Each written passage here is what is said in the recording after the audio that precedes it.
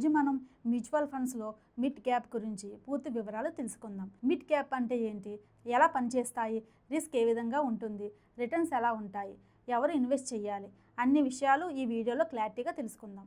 Hi friends, welcome to Renuka Kakinada vlogs. మీరు కొత్తగా వస్తే సబ్స్క్రైబ్ బటన్ హిట్ చేయడం మర్చిపోకండి మరియు నోటిఫికేషన్ బెల్ని ఆన్ చేయండి.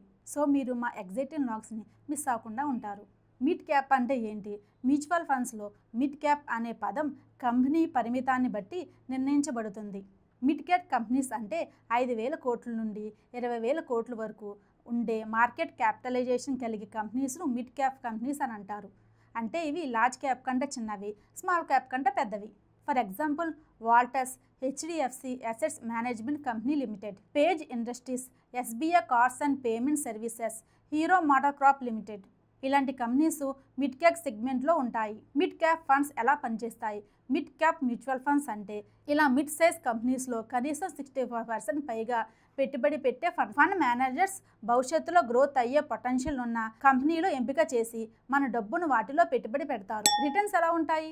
మిడ్ క్యాప్ ఫండ్స్ లాంగ్ టర్మ్లో 12% నుండి 18% వరకు CAGR రిటర్న్స్ ఇవ్వగలవు. ఉదాహరణకి ఫస్ట్ ఇయర్లో 20%, సెకండ్ ఇయర్లో 5%, థర్డ్ ఇయర్లో 10%, ఫోర్త్ ఇయర్లో 25% అండ్ ఫిఫ్త్ ఇయర్లో 15%. అంటే స్మాల్ క్యాప్ కన్నా అప్ అండ్ డౌన్స్ ఉండి లార్జ్ క్యాప్ కన్నా అప్ అండ్ డౌన్స్ ఎక్కువగా ఉండే ఫండ్స్ను మిడ్ క్యాప్ ఫండ్స్ అని అంటారు. యావరేజ్గా మంచి రిటర్న్స్ వచ్చే అవకాశం ఉంటుంది. రిస్క్ ఎంత ఉంటుంది? మిడ్ క్యాప్ ఫండ్లో మోడరేట్ టు హై రిస్క్ ఉంటుంది. మార్కెట్కు సంబంధించిన కంపెనీస్ ఎదుగుదల, లాభాలు, ప్రభుత్వ విధానాలు ఇలా అన్ని అంశాలు ప్రభావం చూపిస్తాయి. షార్ట్ టర్మ్లో అప్ అండ్ డౌన్స్ ఎక్కువగా కనిపిస్తాయి, కానీ లాంగ్ టర్మ్లో మంచి లాభాలు వచ్చే అవకాశం కూడా ఉంటుంది. ఎవరు పెట్టుబడి పెట్టాలి?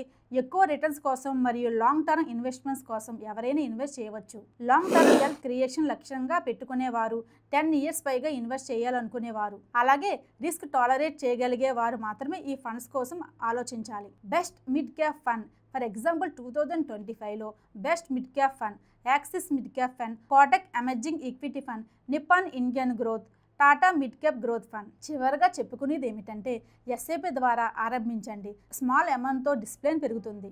లాంగ్ టర్మ్ విజన్తో ఇన్వెస్ట్ చేయండి. అంటే షార్ట్ టర్మ్ మార్కెట్ మూమెంట్స్ని పట్టించుకోకండి. గోల్స్ను అనుసరించి డైవర్సిఫికేషన్ చేయండి. దీనిలో మిడ్ క్యాప్ ఒకటే కాదు, mixed of large, mid and small is better. Mid cap అనేది గ్రోత్ పొటెన్షియల్ ఉన్న స్టేబుల్ కంపెనీస్లో పెట్టుబడి పెట్టితే మంచిది. సరైన అవగాహనతో క్రమబద్ధమైన పెట్టుబడితో మిడ్ క్యాప్ ఫండ్ ద్వారా మంచి ఫైనాన్షియల్ ఫ్యూచర్ని నిర్ణయించుకోవచ్చు. ఇలాంటి మరిన్ని మ్యూచువల్ ఫండ్ విషయాల కోసం రేణుకా కాకినాడ లాగ్స్ ఛానల్స్కి సబ్స్క్రైబ్ చేయడం మర్చిపోకండి.